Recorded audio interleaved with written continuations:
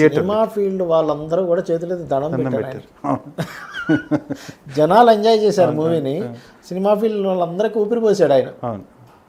కానీ ఈ అఖండ 2 మూవీ విషయంలో, ఎందుకంటే నాకు నిమిత్తాలు చూసుకుంటే కొంచెం ప్రకృతి వైపరీత్యాల వల్ల కావచ్చు, ఏదైనా కొన్ని కారణాల వల్ల చిన్న చిన్న ఆటంకాలు వస్తాయి అనిపిస్తుంది. కాకపోతే ఏంటంటే వాళ్ళ సంకల్పం, ఆయన చేసే పూజాది ఉంటాయి. ఇప్పుడు మన బాలకృష్ణ గారు బ్రహ్మముహూర్తంలో లేస్తారు, అసలు బ్రహ్మముహూర్తంలో లేస్తాడు. ఆయనకు చాలా మంత్రాలు వచ్చాయండి. అసలు బ్రాహ్మణుడితో సమానంగా మంత్రాన్ని పఠించగలుగుతాడు ఆయన. అవునా? ఇప్పుడు అన్ని డబుల్ హ్యాట్రిక్ కి దగ్గరలో ఉన్నారు. లైన్ గా 5 హిట్స్ చూసాము. ఇంకా దగ్గరలో ఆదిత్య 369 కూడా మళ్ళీ చేస్తున్నారు.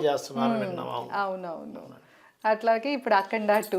అవును. అయితే ఈ సినిమా రిలీజ్ అయ్యే టైంకి మనకి ఇప్పుడు ఎలా అయితే మనకి అఖండ ఫస్ట్ రిలీజ్ అయినప్పుడు ఒక వైరస్ ఉన్న సమయంలో వచ్చి ఎలా అయితే చేసిందో, కొంచెం ఈ అఖండ 2 టైంలో కూడా కొంచెం బయట వాతావరణ విషయంలో కొంచెం డిస్ప్యూట్స్గా ఉంటూ రిలీజ్ అవ్వడం జరుగుతుంది. కానీ ఇక్కడ ఏంటంటే ఈయనకి 2 గ్రహాలు ఇక్కడ ఎప్పుడైతే ఉన్నాయో మంచి ఫలితం ఇస్తుంది, అందులో ఎటువంటి సందేహం లేదు.